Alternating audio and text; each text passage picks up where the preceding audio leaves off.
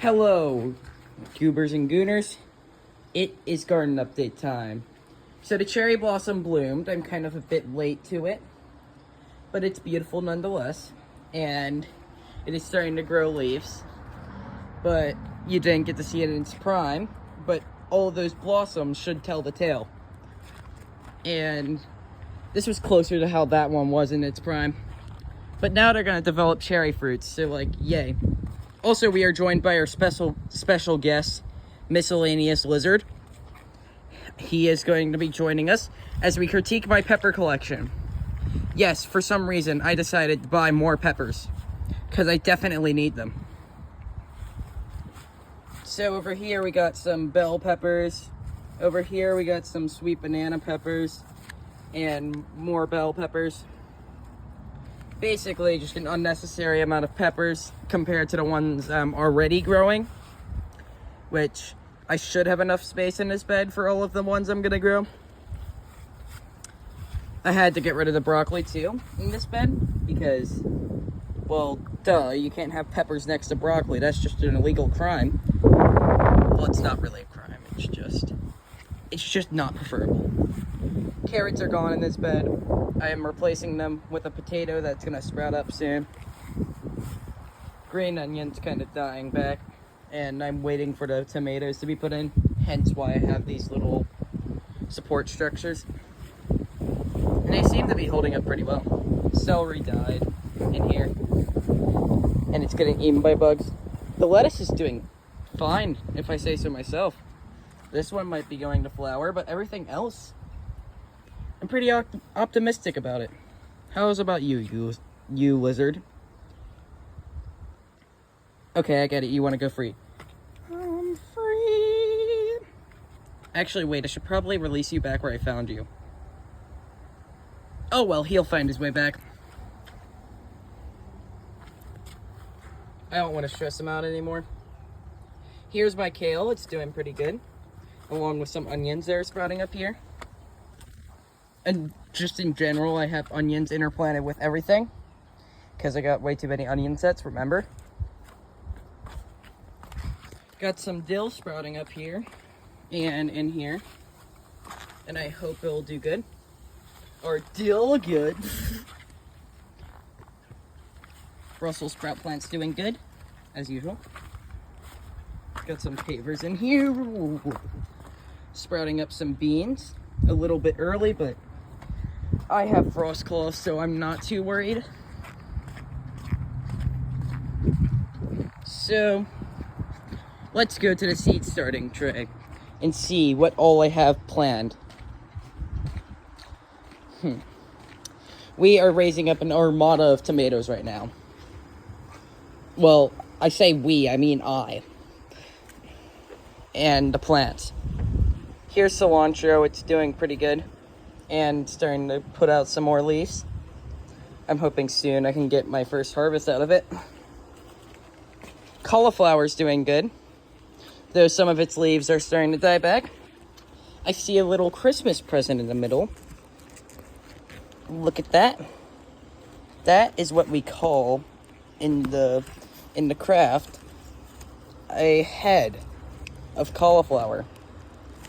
So I'm going to be excited to see that develop over the next month. Here is all my tomatoes. Pretty much just as a variety of just random tomatoes that I picked from my seed collection. These include beefsteaks, cherries, Romas, hell, even giant Romas, and some more bigger fruited size grape tomatoes.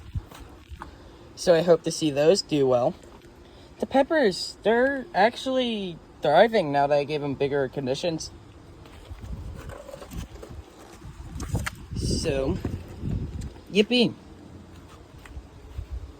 I swear there was more of them, but oh well. It's not the end of the world. I planted some more peppers. These are sweet peppers and your super spicy peppers. Stuff you use in salsa. You want to mess around with the spicy stuff. Cucumbers, they're starting to sprout up. Again, as I said, I know there's incoming frost, but in here I got frost cloth that I used for the banana plant, but there's not much to protect of that banana plant at this point, so I'm not concerned in using it for the banana, but for the cucumbers. Basically, I just want to get a little head start on the cucumbers because I'm bored as hell. One of my bell pepper plants actually survived. Against all odds, it survived literal snow. So congrats. I hope it will grow into a big, beautiful bell pepper plant over the course of the season. Ow. Stabbed myself with a tree branch. Also in here, I've planted a variety of different flower seeds, and I hope to see those coming up the next few days. Need to thin out some of this eggplant.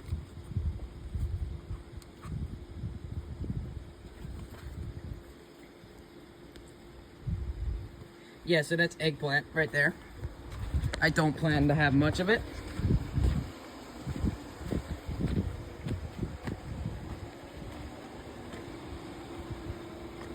So here's my banana plant. It's coming back. My protection method worked. And now we've got two little suckers developing on it. This one right here is likely to become the next plant after this one triumphs. And yeah, might need to peel away at this sometime once it becomes weaker. No, that's just an aesthetic choice, not a practical choice. Then here, we got another banana plant. This guy's a bit weaker. Probably just gonna become the next backup banana plant that's gonna die at the end of the season. But yeah, it's cute.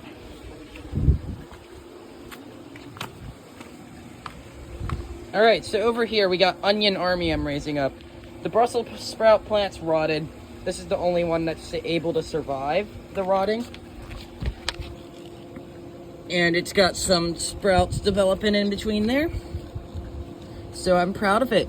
I'm a proud little father. And here is my celery. It has actually survived the post-snow radiation and has actually thrived. So that's some very good looking celery right there. Of course, we got the ones I raised up from seed coming up here. I don't know if these will be able to be full heads.